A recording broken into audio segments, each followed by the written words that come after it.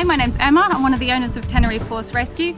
Here we are rescuing horses and animals from around the Canary Islands that need our help, but we also do ecotourism. We're building a yurt and a cave house, all of which you can rent, and all of the money goes straight into funding our project.